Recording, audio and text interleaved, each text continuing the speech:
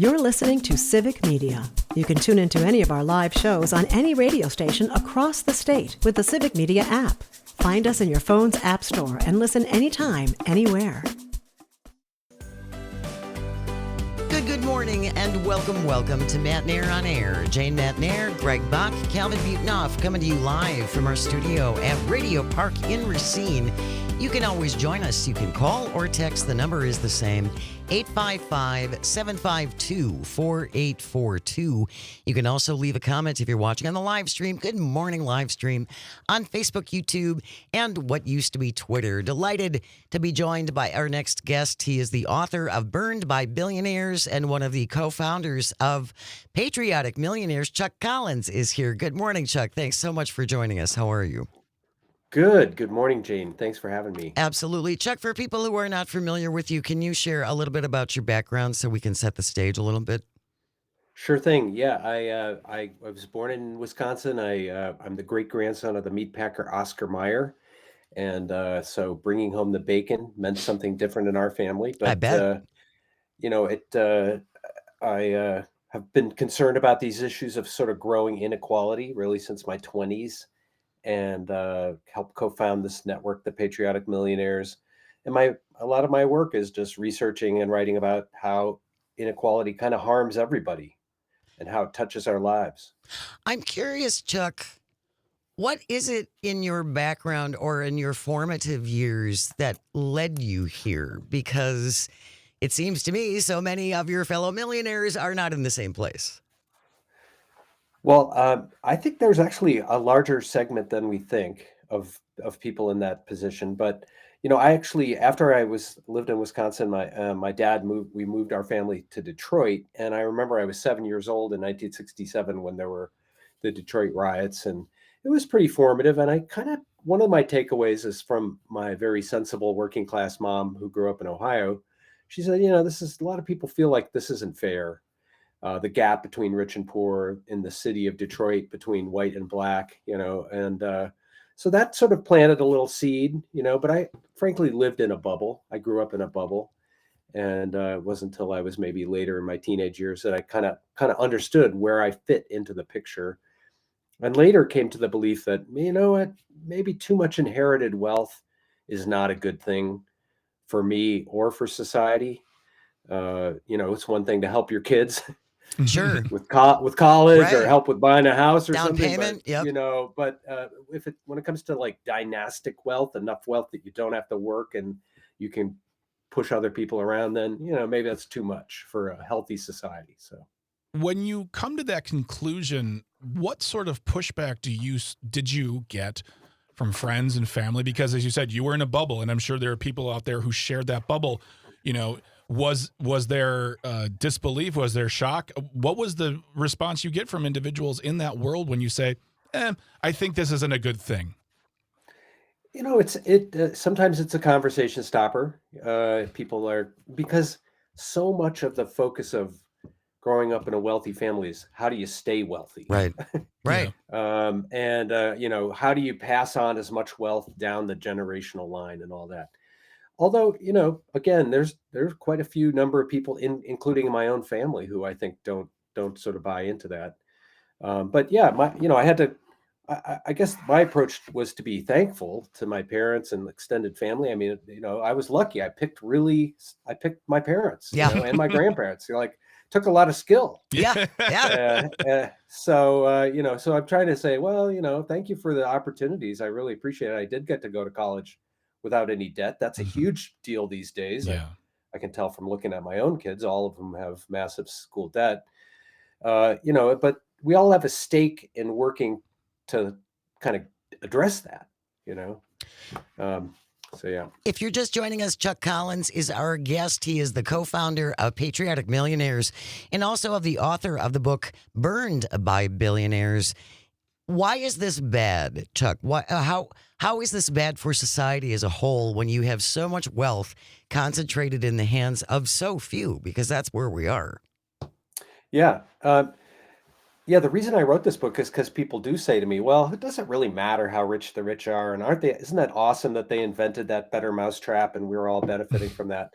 And I think there's a part of that story is true. It is, if Greg goes out and invents a better mousetrap, I want to know about it, and I'll probably give him some money and blessings upon it. Right. But then at a certain stage, people accumulate wealth and power. And that's when I think we should sort of sit up and take notice. How do people use their power?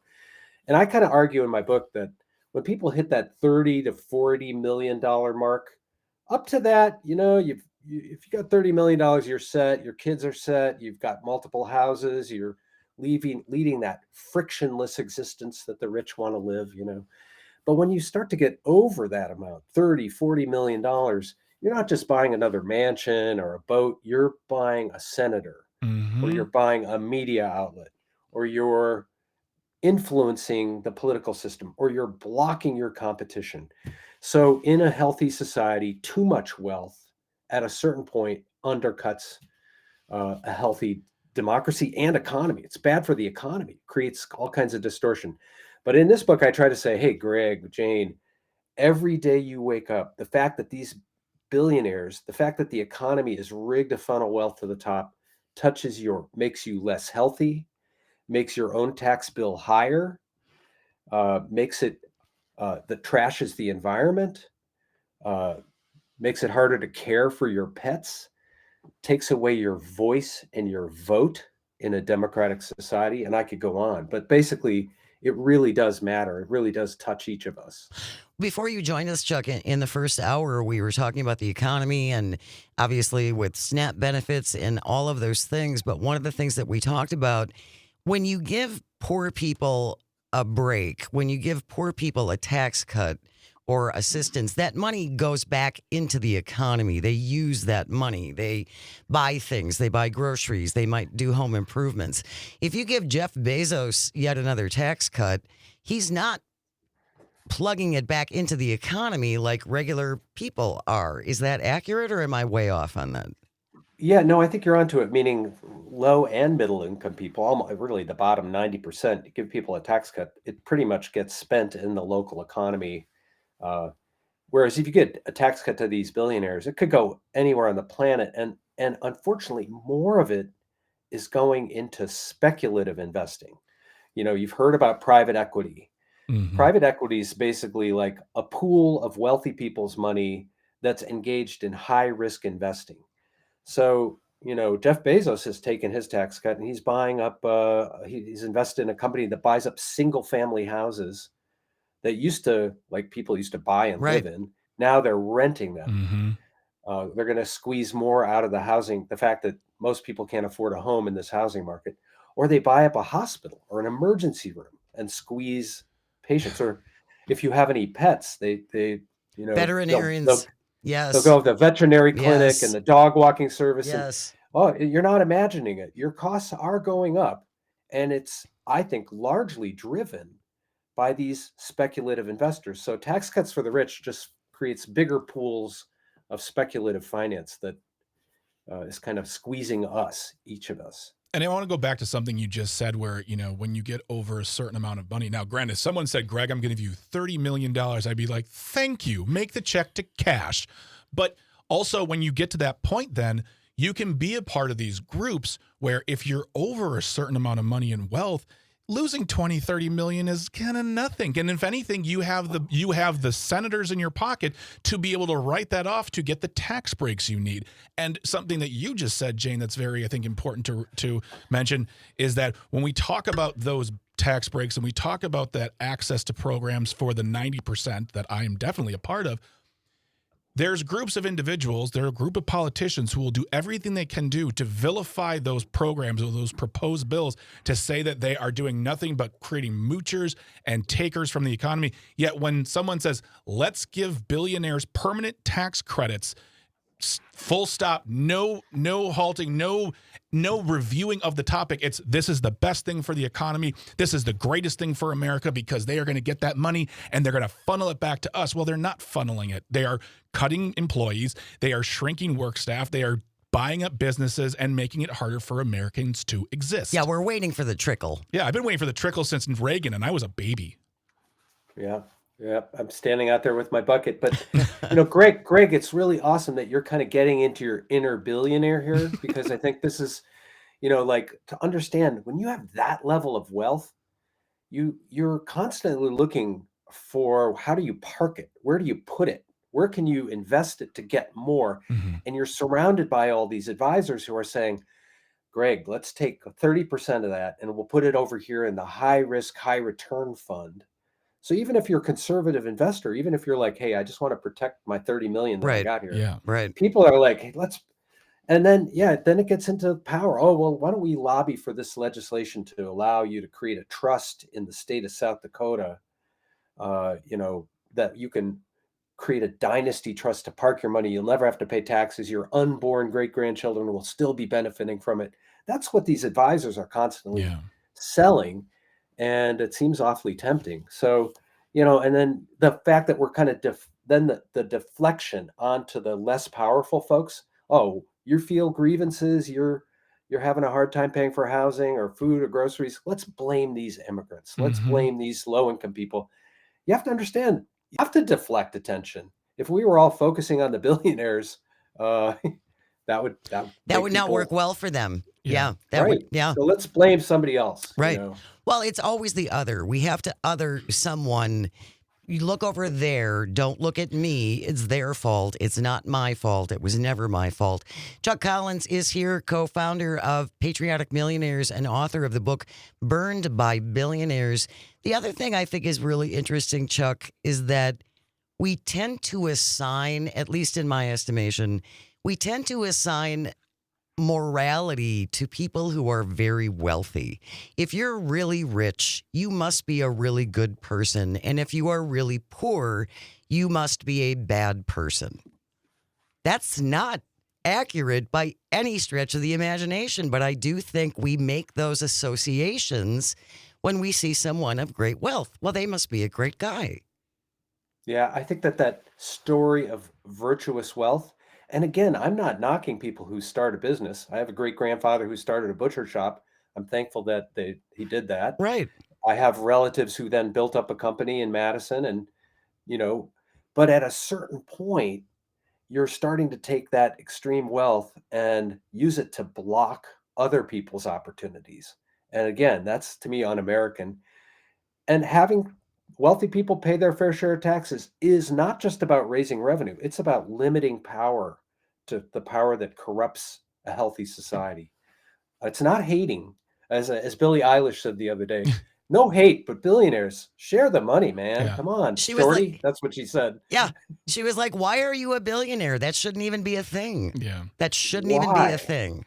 And I think That's a really good question to ask when Michael Zuckerberg's sitting in the room. yeah, and I think personally too, it's just that when they search for all those tax breaks and all those things to keep their money, they are voting against investing in this country in various ways. So that's just something that always goes into my brain when I think about billionaires. We're going to continue our conversation with Chuck Collins. You can always join us at 855-752-4842. Stay close. You are listening to Matt Nair on Air. This is the Civic Media Radio Network, and we will be right back. You're listening to Civic Media. Stay up to date on the latest news and information for your local community and Wisconsin by signing up for our free email newsletter. Visit civicmedia.us/email to get started. Good morning and welcome back to Matt Nair on Air. Jane Matt Nair, Greg Bach, Dr. Slide on the board, coming to you from our studio at Radio Park in Racine. You can join us at 855-752-4842. Leave a comment if you're watching on the live stream on Facebook, YouTube, and what used to be Twitter. We are joined by Chuck Collins. He is the co-founder of Patriotic Millionaires, author of the book Burned by Billionaires. And Chuck, we're going to get to your book in just a second, but I wanted to share a couple texts that came in the break. Pat from Wauwatosa, according to an November 3rd Common Dreams article, the top 10 wealthiest people in the U.S. have gained $700 billion in wealth since Donald Trump's re-election. And Jack in Merrimack says, a lot of times I've asked conservatives how much is enough, and I get no real answer. Most of the answers are similar to, well, they earned it. The other is essentially, aren't you limiting the American dream? Yeah, those are I think those are the narratives that hold us back. but I think the how much of enough question is really about power. It's not about whether Greg should have another boat, Right. right? Right. Or Mhm. Jane should have another house. It's about Because, influence. sometimes it's about power and influence and the power to block changes that the rest of society maybe wants. And I think that's a lot of how billionaire power is exercised in our society is stopping things. We would probably have a much better healthcare system. We'd have much better schools and civic life if we didn't have wealthy people blocking basic investments. And there's a point at which, yeah, people earn their wealth. They started a useful business. Let's celebrate Sure. people who start businesses, people who create useful things, provide services that we all want. They should be rewarded. Okay, let's stop there.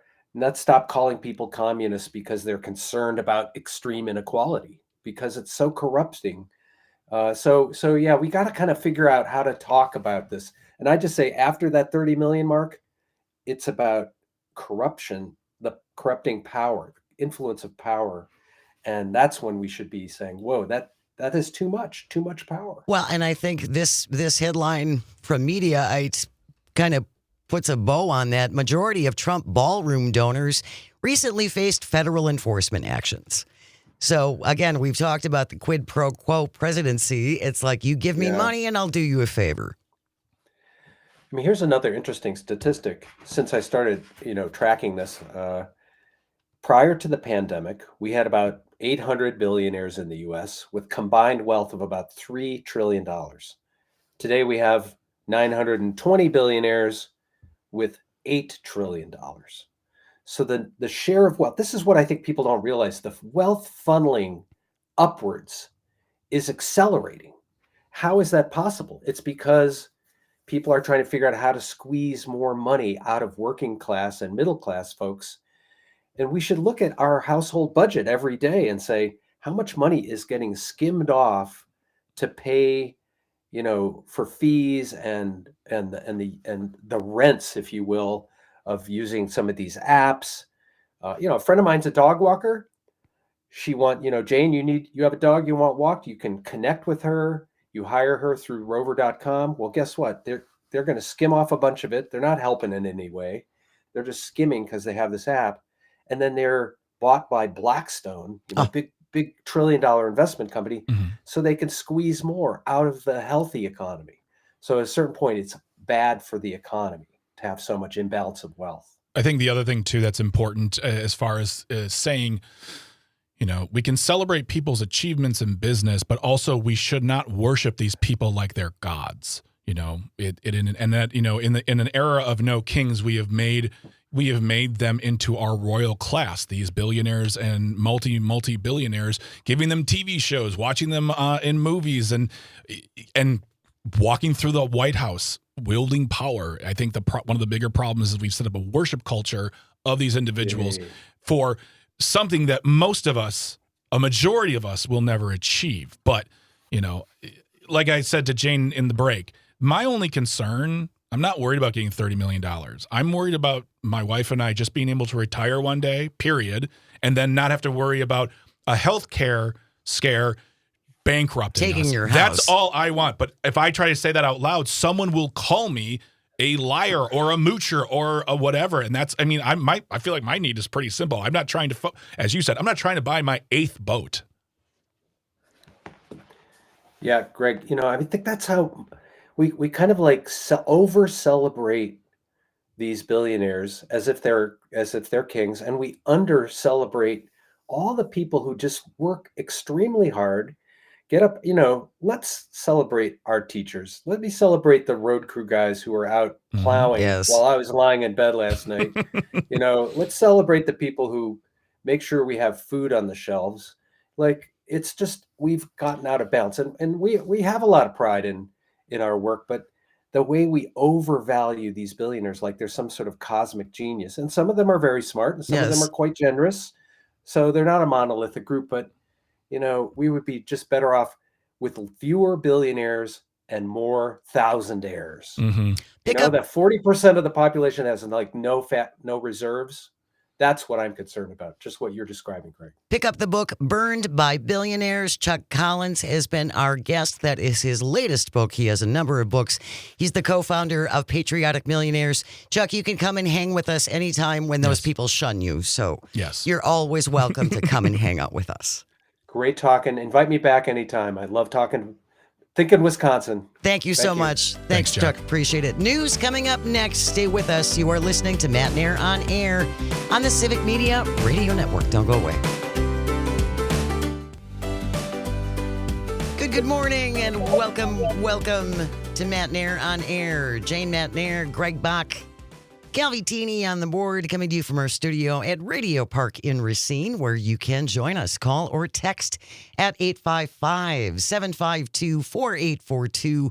Leave a comment if you're watching on the live stream on Facebook, YouTube, and what used to be Twitter. We call her Civic Media's genie of just about everything because she is everywhere at all times. No one is ever actually sure She's like where that she movie, is. Everything Everywhere All All at at Once.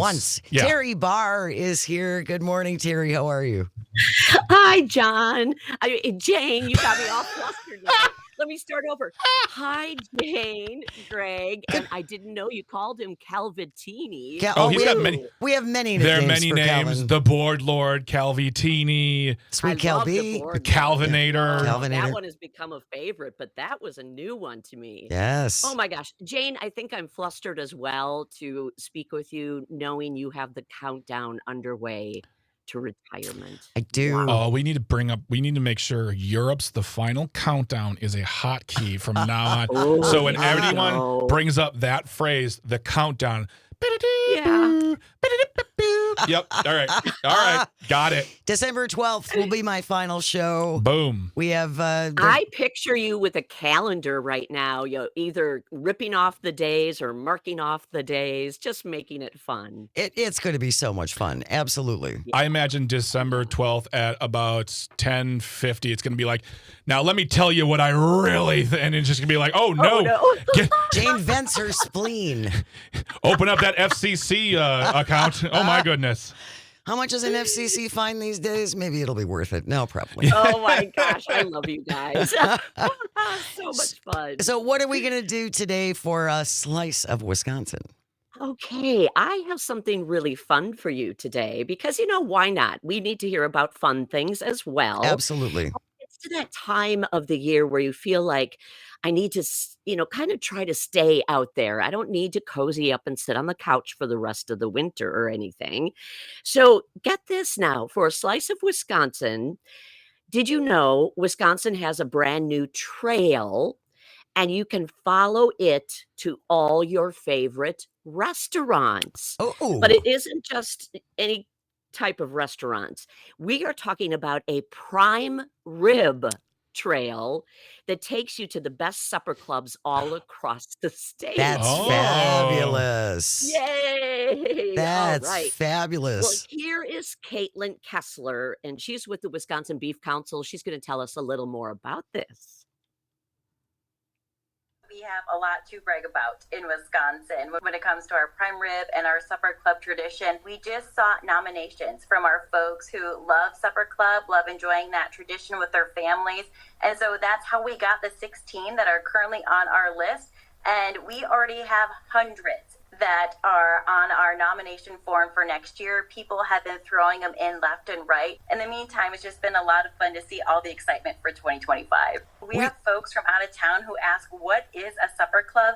I always just say it's the culture, right? It's when you walk in and they greet you with a friendly smile, you grab that old fashioned at the bar, and you anxiously await your seat. It's people come together over great food and camaraderie. The old fashioned. Isn't that great? Yeah, the old walk in, yes, and the old fashioned at the bar, which is so quintessential Wisconsin. It really is. Yeah. So are these places all over the state? Yeah, so you're probably wondering, how do I follow this trail? How do I get on the trail to start with? It really hits every single point across the state. And there is a map you can find, so you can keep it in your car if you want to, hit a couple, probably not a couple in one night. You may but want to maybe on space a those out. weekend. Yeah. There's the Black Otter in Hortonville. Now, I've been there. It is amazing. It is incredible. There's also the Packing House in Milwaukee. Packing Mhm. House has been there for a long time. Long So time. there you go. Yep. It's one of those that has the heritage and the history. That's on Layton. Del Bar in Wisconsin, Dells. Now we get to some fun names. Chicken Chasers in Fall Creek. And the Loading Zone in Wausau. There's 16 altogether right now, and again, at all different points of Wisconsin. You can find the map at beeftips.com. beeftips.com. The cool thing, there's a description for every single one of these supper clubs, all 16. And there's a place, as you heard her say, they're already getting hundreds of people nominating their favorite supper clubs to be on the trail next fall. That's great. That's Isn't it great. fun? Lots of Yeah. love for Wisconsin supper clubs, which again is very, Mhm. very quintessential Wisconsin. I don't It know about is. you guys, but I kind of rate a lot. A lot depends on the relish tray. I put a lot of weight Yes. on the relish tray. If it's just a couple carrots and some celery, Yeah. you lose. But Yes. okay, may I make a Oh. not an argument, but a point on this? I feel the same argument can be made about Bloody Marys, also very quintessential Wisconsin when it comes to go anywhere outside of Wisconsin and ask for the chaser, and they look at you like you're an Right. idiot. But Yeah, what? I Yeah. find that if you go to a place with a Bloody Mary where the accoutrement is celery and that's it, it's usually going to be an amazing Bloody Mary. When you go to the places that have Ah, everything under the sun, basically a breakfast on top of a cup, then you're like, yes. well, it's a fine Bloody Mary, but I'm really paying for, the They're scrambled disguising- eggs they put in there. They're disguising Yes, the quality exactly. of their Mary, is Exactly. what you're saying. Exactly. Have you been to the Fourth Base in West Allis, right behind I Milwaukee? haven't been there in a long time. Oh, Yeah, a long they have time. got those Bloody Marys that they do it right. It's really good, but then, Greg, to your point, they still add. So it Yeah. comes in the biggest glass you can ever Yeah. get. It's crazy. I went to a place once where it was a block of Gouda cheese, and I'm like, all right, I'll get this and get a. And there was so much that if you ordered an Food. entree, they knocked money off of the Bloody Mary, and I'm like, well, that's great. I'll save money. By the end of it, I ate the food and I ate the Bloody Mary, and I wanted to just go Yeah. and take a really And long nap. But died. yeah, Yeah. Yeah. so there's more to be nominated. Are they saying that this is just the beginning, and next year they have like sort of a we're going to add this many more for next year, and does it come with a cool They do booklet? not have a set number. It started with 16 this year just because they did reach out to various people and asked, okay, if we can have a top 16 all across the state, all the way around, who should we put? So this really is just getting this started as the first drive or Yeah. step to all these supper clubs. Fair. Yeah. I don't think they have a number for next year, but they are willing to listen to what anybody has to say, why it should be on the map as a great supper club and also as a great prime rib spot.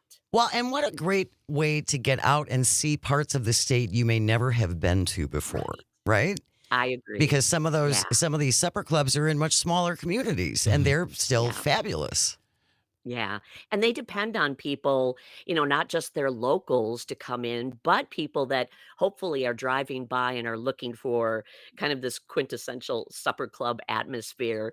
And the minute you walk in, you can feel it. When you're in a real Wisconsin Yes. supper club. Absolutely. And there's one, and this is just me. I'm not being paid by Big Supper. I'm looking at it right now. I will put, I just think it's beeftips.com.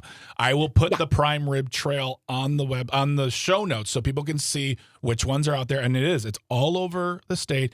In my opinion, my humble opinion, there is one that is frightfully lacking, and that is the Hobnob in Pleasant Prairie, on the lake, I know right exactly by where it is. Yeah. right by. I think we talked about this yesterday too. It is Yes. right by the border.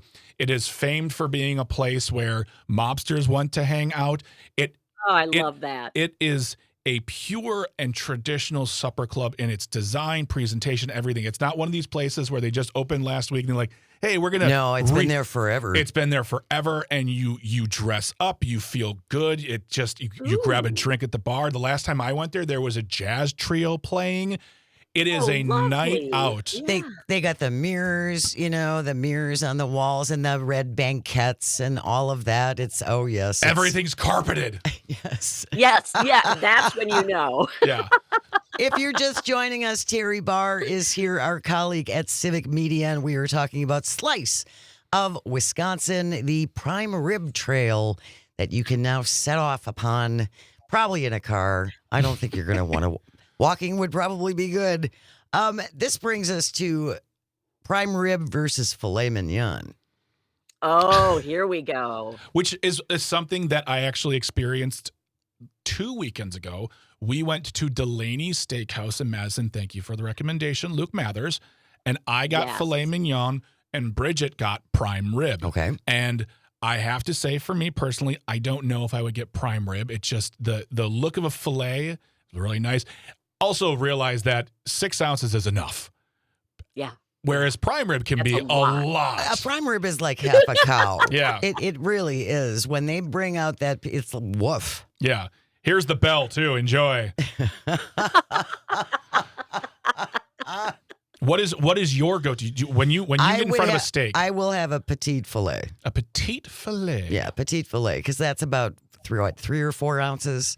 That's plenty. Yeah. That's plenty. And then with everything, and then you've got the relish tray, and then And the salad and the bar. salad bar, and then there's the bread basket, and all of that stuff, and then the spud, and it's like woof. I got hash Yeah. browns. Now you're taking a nap. Yes, exactly. Exactly. We went everywhere we were done. We went right to the hotel and was like, "And we're not going anywhere. We're going to bed now." And it was 7:45. Oh, you got Living a wild life. Yeah, I mean- living a wild life. Terry, do you have Oh when my it comes to steak? Are you? I mean, first of all, if you are a vegetarian or a vegan, I apologize for assuming. But if you go out for a steak, is there a particular type you like? It would be, as Jane said, the petite. Mm-hmm. But if there is fish in any way on the menu, Yeah. I'll go that You're a way. pescatarian. Mm. Good Oh, for yeah. you. I'll do Good a for good. you. I'll do a good salmon. Oh, Yeah. a good piece of salmon. piece of Well- Mwah. Oh, so good. And my dad was a long time dairy farmer, a couple generations. Yeah. So when we would go out, he would look at me and be, what? You're Where's the eating meat kit?" fish. Yeah, You're a traitor to our family. I know. So those words ring in my head all the Oh, time. Terry, that's so That is funny. wow. That's pressure. Woo. I know. I you- know. You join Pete Schwaba every Friday night, don't you, for Bar Band Friday? I do. And this most recent one, I found Wisconsin originally made music for Halloween. And you wouldn't think Wisconsin bands or bands based Yeah. in Wisconsin are going out of their way to make their own Halloween music, but I found a couple that did, and we had so much fun with that. That's with Pete on the great. show. So go back. You can listen to all of these. Everything is archived. Mhm. Go to civicmedia.us. At the very top, it says shows. Click on shows. Go to Pete Schwaba and go to last Friday's interview with Terry Barr. She joins Pete on Friday nights. Bar Band Friday with Yeah. Terry Barr. Yes. Yeah. She is How our about that? genie of just about Oh. everything. Thank you so very much, Terry Barr. We will see you in a couple weeks. Okay, thanks to both of you. Love to chat with you. See you later. Bye. Stay with us. This shouldn't be a thing. On the way, you are listening to Matt Nair on air. This is the Civic Media Radio Network. You're listening to Civic Media. Find the latest news, information, and archives of all your favorite shows on the Civic Media website, civicmedia.us. Good morning. Welcome back to Matt Nair on air. Jane Matt Nair, Greg Bach, our one, our only Cal Zone on the board, coming to you from our studio at Radio Park in Racine. You can always join us. Call or text. The number is the same, 855-752-4842. Leave a comment if you're watching on the live stream on Facebook, YouTube, and what used to be Twitter. Coming up tomorrow, first Wednesday of the month, Darren Von Ruden will join us, the president of the Wisconsin Farmers Union. Mhm. There's a deal with China-ish.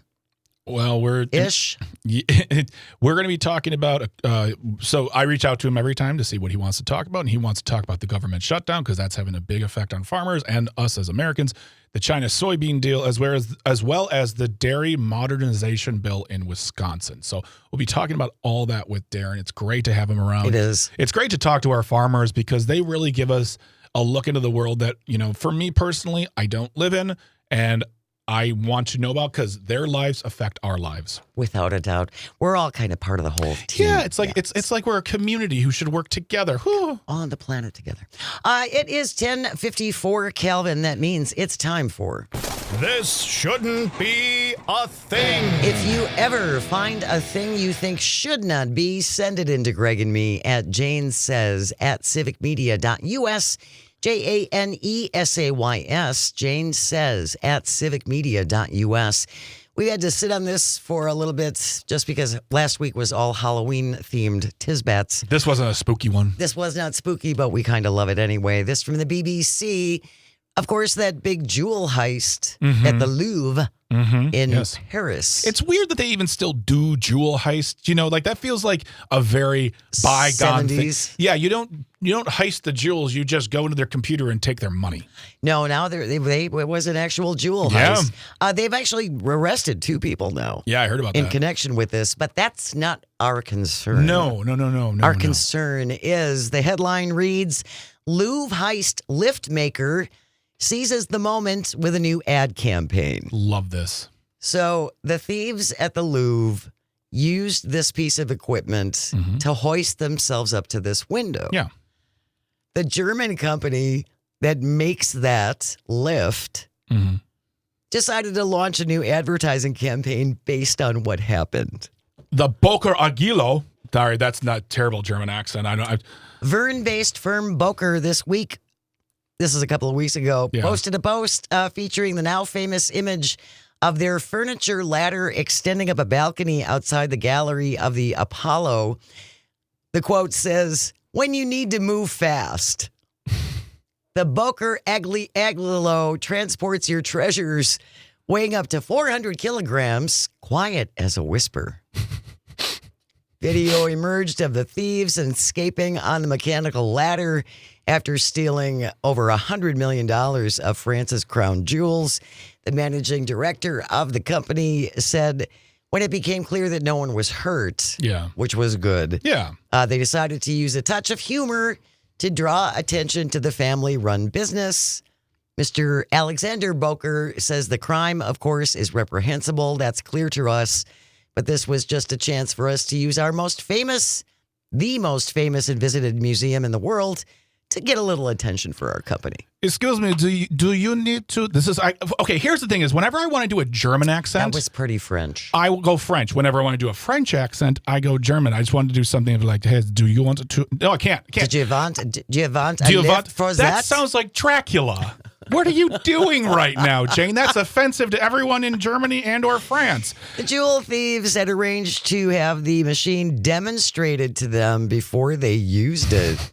Let's take it out for a test run. That's something that Wisconsin would do, too. Oh, yeah, we'll totally take you out. That's fine. Well, I want to see if it's going to work. Yeah. The thieves then arrived at the Louvre shortly after the museum opened its door. It took them only 8 minutes to get up and in and back out. But again, 2 of them are in custody right now. And the Boker Agilo people are reaping in the rewards of benefits of exposure. There we go. He said they from news reports they have sold a couple of machines. I think that's hilarious. After this ad campaign, when you need to get away quick. Do you need to wash some windows, put a big star on top of a Christmas tree, or maybe rob a jewelry collection? Rob a famous museum. Get yourself a Boker Agilo or a Gilo. I wanted to do that all in a German accent, but I can't now. I'm so self-conscious. I used to be able to do German, and now it's gone. Practice. We'll do it tomorrow. Thank you. That wraps up today's episode of This Shouldn't Be a Thing. As we said, Derek Von Ruden will be here. Darren Von Ruden jeez, will be here tomorrow. That poor man. I do this regularly. I'll just call him D.